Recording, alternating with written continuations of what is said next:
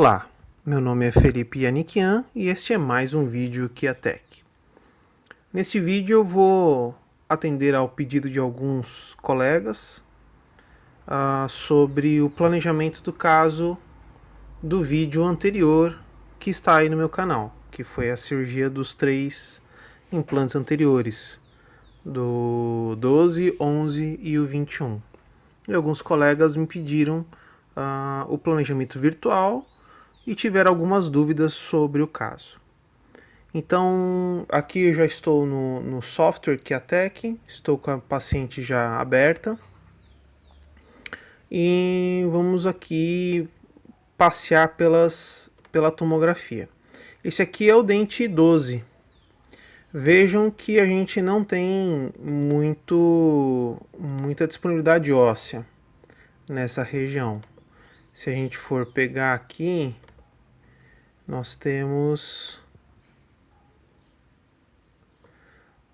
3, quase 4 milímetros de espessura aqui na parte média. Na parte superior aqui nós temos, na parte mais apical nós temos muito osso, mas aqui na parte cervical nós temos quase nada, ok?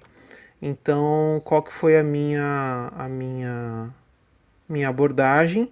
E não vou tirar aqui nenhum, não vou deixar o mérito todo meu, porque esses primeiros planejamentos do KiaTech sempre estão sendo passados ao Dr. Keuler e ao Dr. Eder para conferência dos posicionamentos, da inserção de tubo, inserção de componentes. Então, isso aqui eu não fiz sozinho, tudo. Isso aqui esse planejamento teve uma contribuição do Dr. Keuler,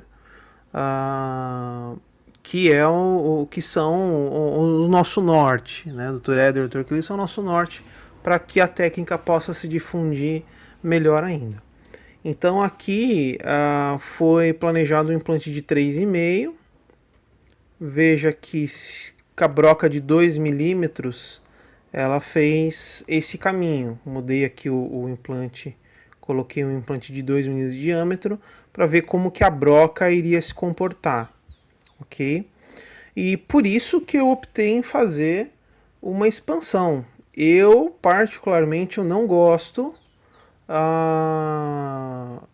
de passar em regiões assim, de passar uma broca a 2,8, que seria a broca exigida aqui para colocar o implante de 3,5. A broca 2,8 faria esse caminho aqui, desgastaria esse tanto de osso. Eu não gosto, porque como eu estou trabalhando com uma área, um retalho pouco aberto, eu não estaria vendo se houve alguma fratura, se houve alguma perfuração, mesmo se a montagem de tubo ou o posicionamento de placa estivesse errado, eu não perceberia na perfuração alguma fenestração óssea. Portanto, eu gosto de fazer uma expansão óssea em casos como esse, ok?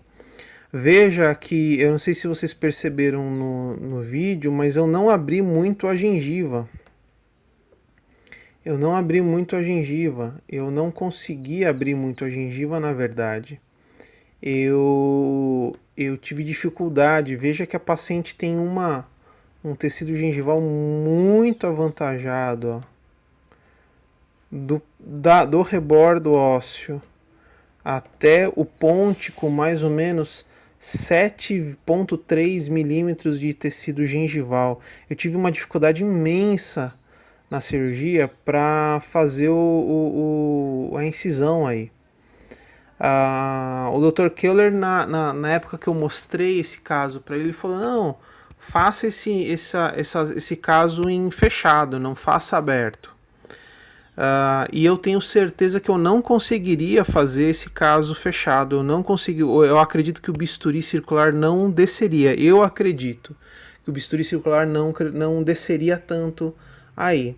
Então, por isso que vocês viram que eu fiz aquela incisão, eu descolei um pouco, mas ali embaixo, nessa região, eu não consegui limpar muito bem a região do tecido ósseo, porque tinha muito tecido, muito tecido.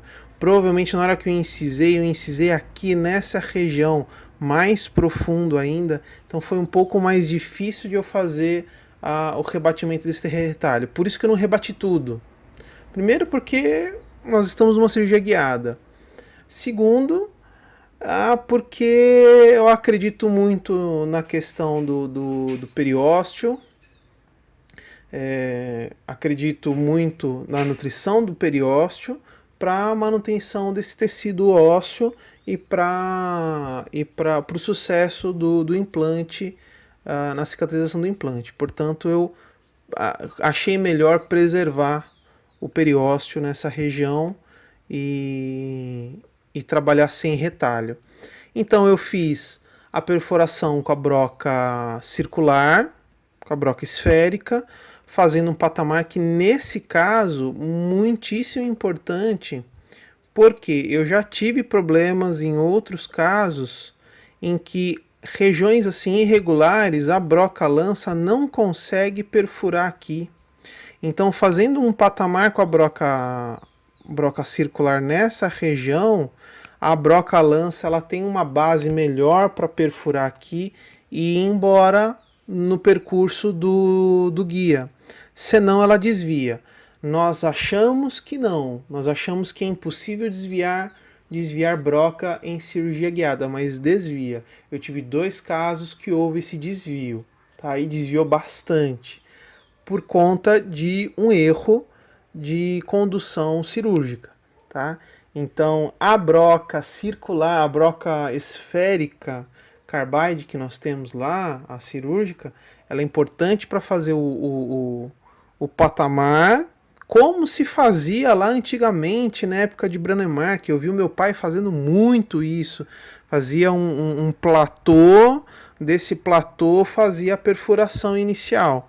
É mais ou menos isso que essa broca esférica faz. Broca 2, lança 2, e depois eu entrei com um expansor 2.5 da Neodent. Seria melhor se eu tivesse algum expansor 2.8, tá? Mas o implante ele desceu legal, como o implante SA da PROS, ela é expansiva como o EX, como um colega pediu para falar.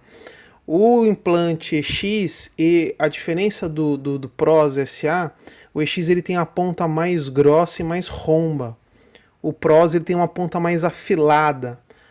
Como o Dr. Éder sempre fala, o PROS SA ele entra melhor, ele vai perfurando melhor, ele vai rosqueando melhor, porque a ponta dele é mais afiladinha. Então ele entrou mais bacana aí. Por isso que hoje eu uso PROS.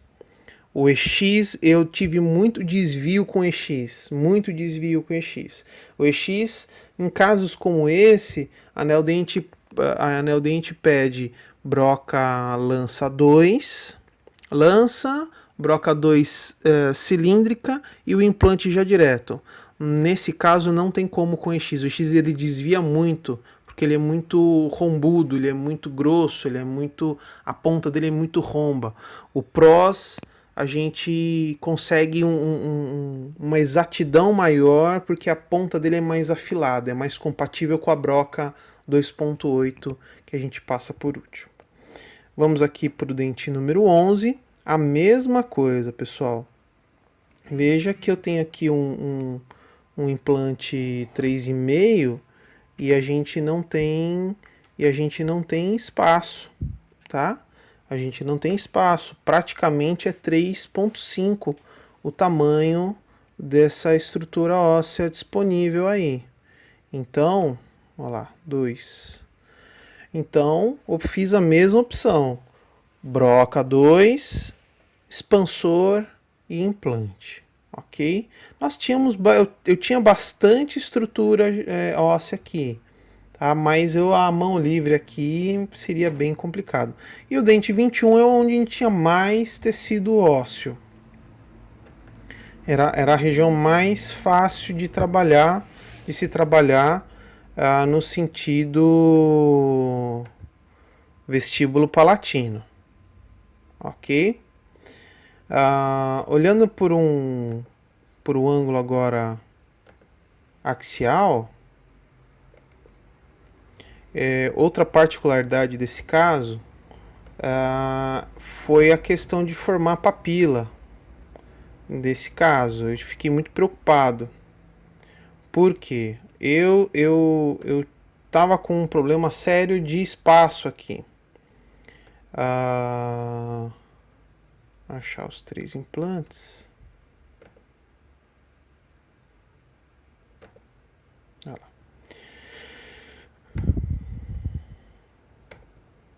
Então aqui, eu tinha um sério problema de espaço aqui nesse caso. Eu tava com medo de não conseguir formar papila. Aqui a nossa estrutura, os nossos dentinhos aqui, nosso projeto protético pintado com cola misturada com limalha de amálgama, tá? Então o perfil dos três implantes saindo bem na incisal dos dentes. Vamos pegar um dente aqui, 21.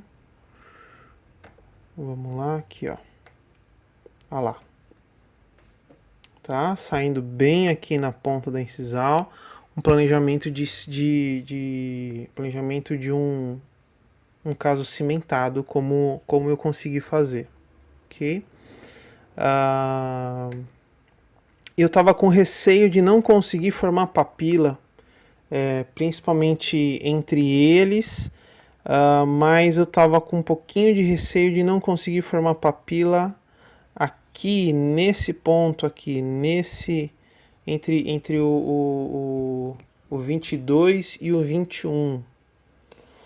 Portanto, o que foi feito aqui? Eu montei os tubos e dos tubos eu fiz a cirurgia em gesso. Na cirurgia em gesso, como vocês estão vendo nessa imagem,